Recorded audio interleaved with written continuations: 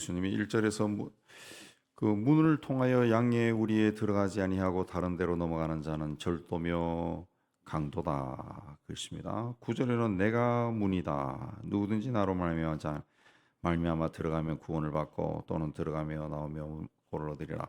이 내가 문이다. 나를 통해 양의 우리에 들어가야 된다 그랬습니다. 예수님을 통해서만 9절에도 구원을 받을 수가 있는 겁니다.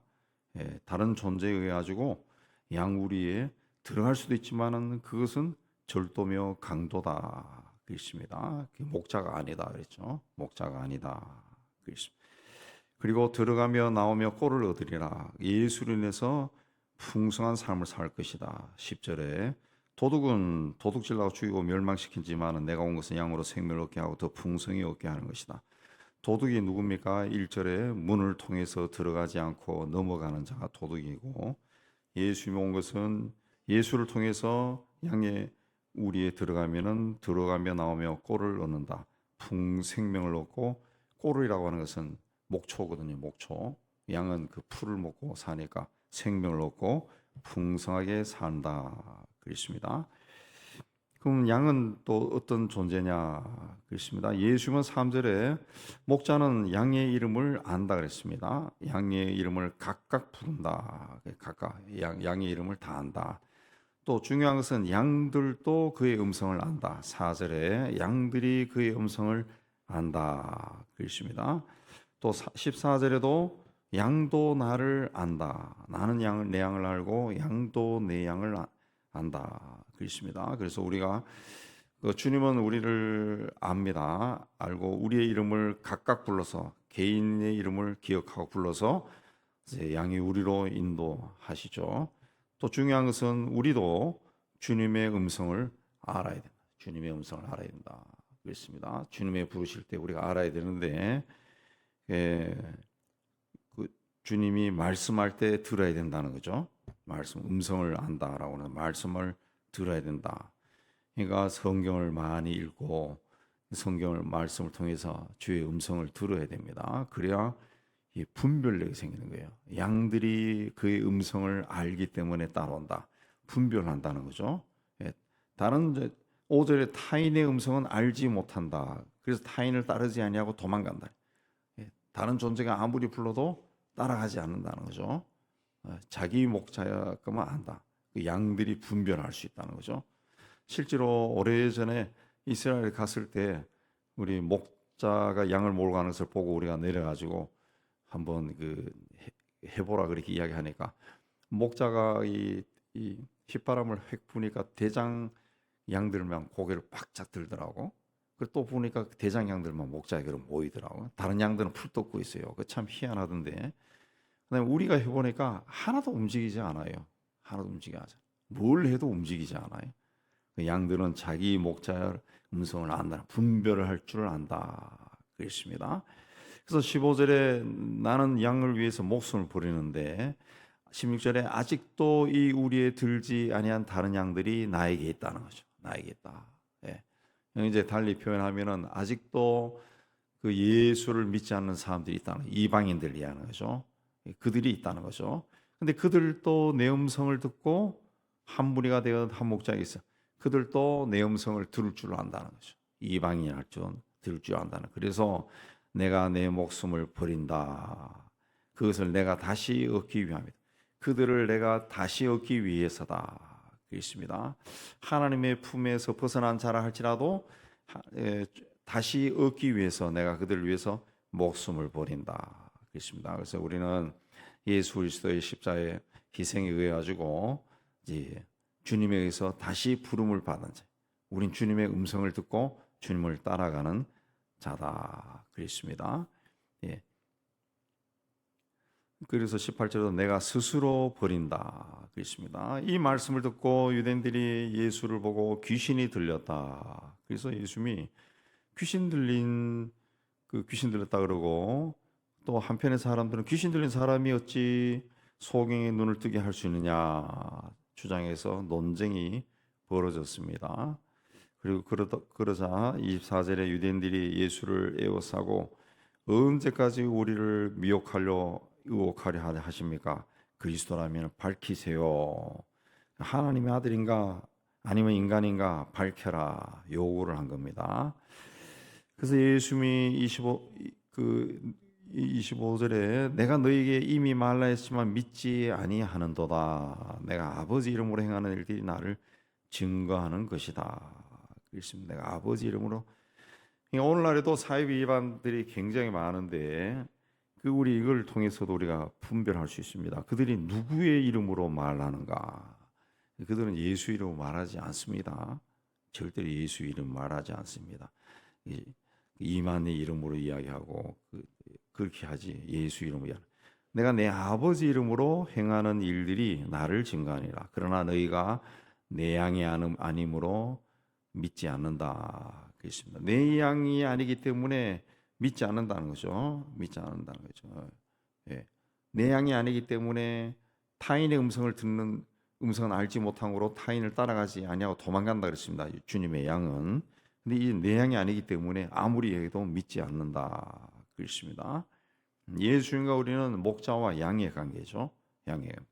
목자는 27절에 내 음성을 그들을 알고 또 양은 예수를 따라간다 그랬습니다. 내 음성을 듣고 목자를 따라간다 그랬습니다. 그리고 그들에게 영생을 준다. 영생을 준다 그랬습니다.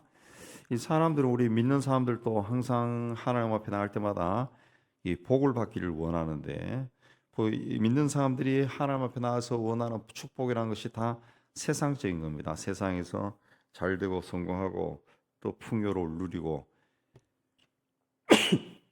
그런 것인데, 근데 성경에서 이야기하는 복은 영생입니다. 영생. 우리가 세상에서 가지는 복이라고 하는 것은 일시적인 것이죠. 일시적인 거. 내가 그 세상의 출세에서 고관 대작의 자리에 오른다 할지라도 그 일시적이에요. 일시적. 우리나라 장관들이 평균 수명이 1년이 안 된다 그러죠. 1년. 일시적입니다. 아, 나 뭐 됐어 했는데 벌써 나가 그러죠. 뭐 여당에서도 보니까 뭐 그만한 사람 장관 되고 차관 되는데 벌써 다음 총선에 나가 그러니까 뭐 횟수로 몇 개월밖에 안 된다. 그 세상 성공은 그렇습니다. 그러나 하나님이 주시는 복은 영원한 겁니다. 그래서 영생이에요. 영원한 것이다. 그렇습니다.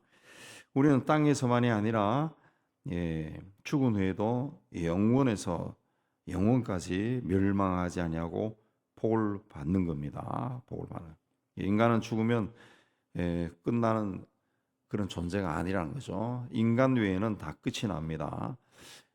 동물은 영혼이 없어요. 영혼이 없어서 죽으면 그대로 끝입니다. 뭐 간혹 강아지 죽었을 때 장사 지내면서 누구야 뭐 다음에 만나 그래. 다음에 못 만납니다. 영혼이 없어요. 강아지는.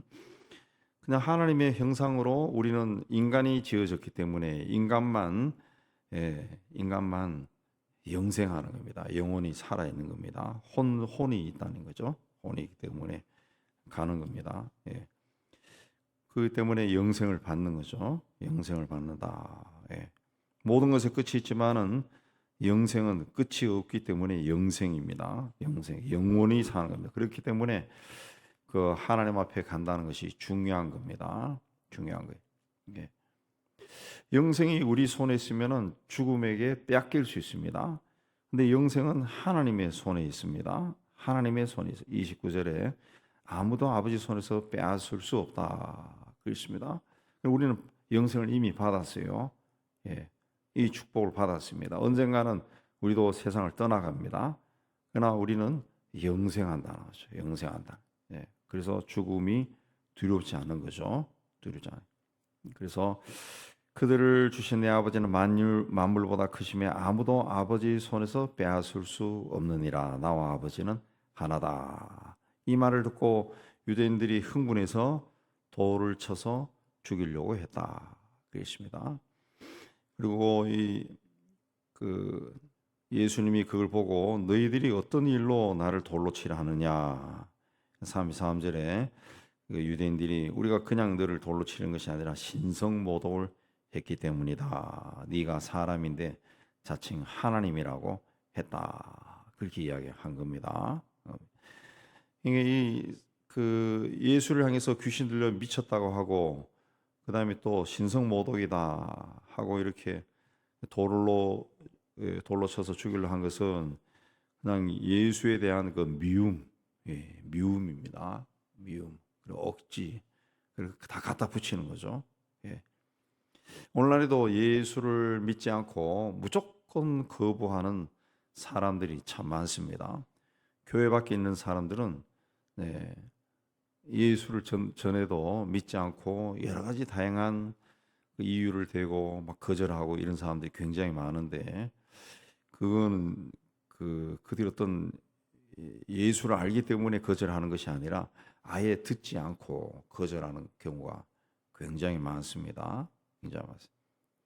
그 유대인들도 그랬어요. 선한 일로 말미암아 우리가 너를 돌로 치려는 것이 아니라 신성모독이기 때문이다.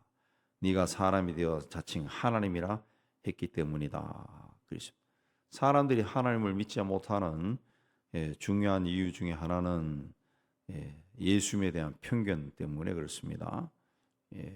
당시 유대인들은 스스로 하나님을 가장 잘 믿는다고 생각하고 있었는데, 그건 다른 편으로 보면 하나님에 대한 편견이 가득 차 있었다는 거죠. 이 편견이 뭐냐? 자기 생각대로 믿는 겁니다. 자기 생각대로.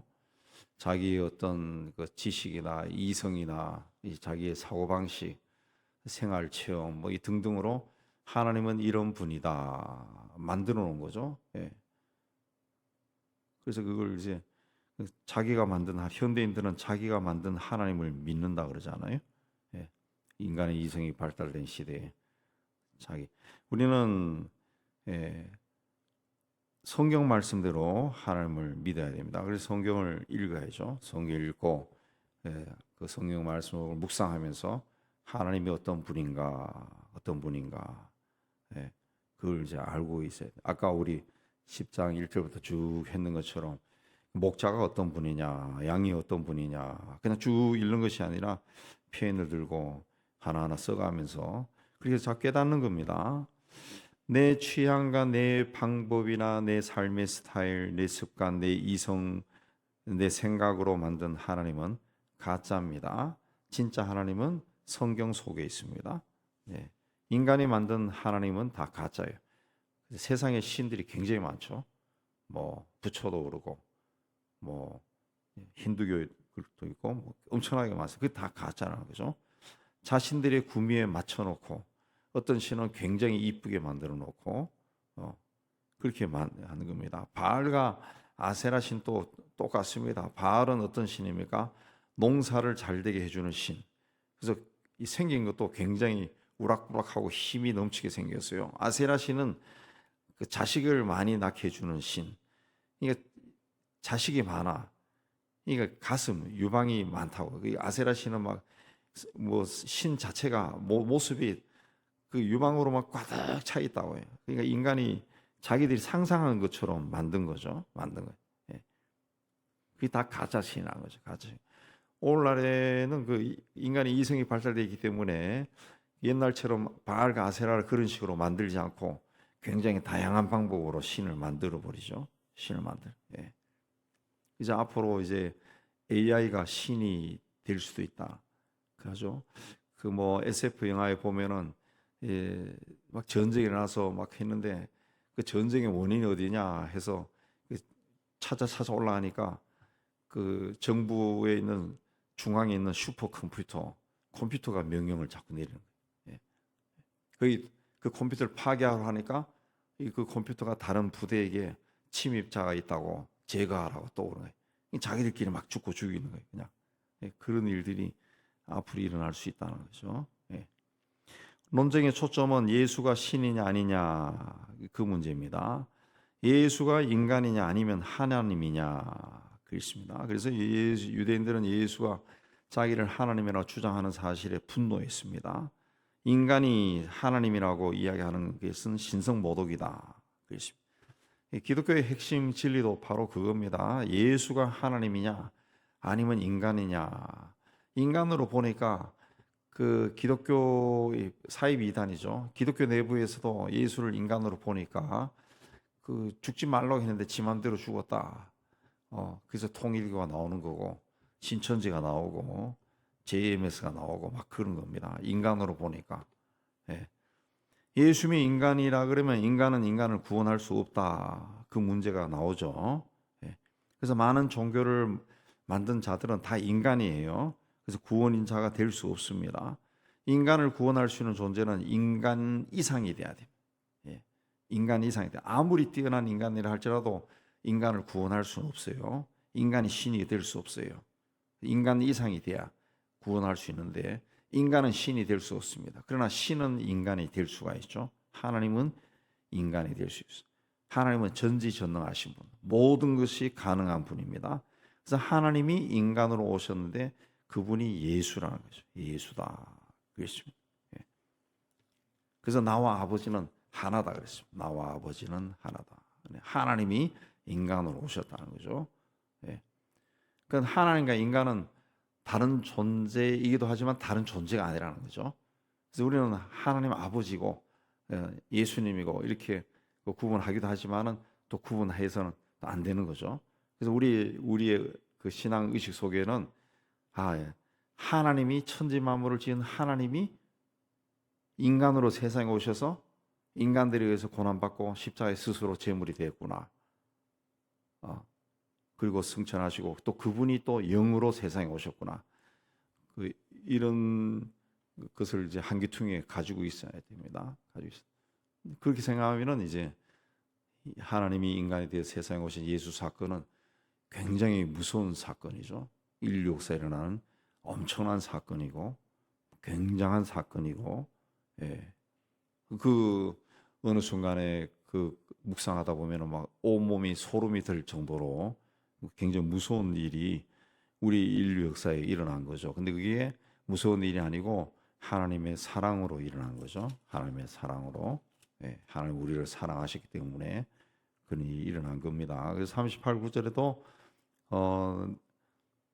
너희가 내 아버지께서 내 안에 계시고 내가 아버지 안에 있음을 깨달아 알리라. 깨달으라. 그렇습니다. 그러니까 내가 아버지 안에 아버지가 내 안에 있다는 거지. 나와 아버지는 하나다. 이걸 깨달아라 그랬습니다. 깨달아라. 그 말 듣고 흥분해서 예수를 잡고자 했지만은 그 손에서 벗어나 나가셨다는 거죠. 예, 신기한 일이 일어난 거죠. 예수님은 요한복음에서 계속 내가 누구냐 그 이야기하는데 예수님은 내가 하나님이다. 그걸 계속 이야기합니다. 계속 이야기합니다. 예, 계속 이야기합니다. 그래서 그 옛날부터 그 처음 예수 믿는 사람은 누가복음을 읽고, 왜냐하면 누가복음은 이방인을 예수를 모르는 사람을 위해서 쓴 책이 내가 누가복음을 읽고, 조금 신앙에 좀 성숙한 사람은 요한복음을 계속 읽으라. 계속 읽으면은 거기서 예수가 누군지 계속 읽으면은 처음에는 무슨 말인지 몰라도 자꾸 읽다 보면은 깨닫게 되는 거죠. 깨닫게. 예, 예수님 말씀했죠.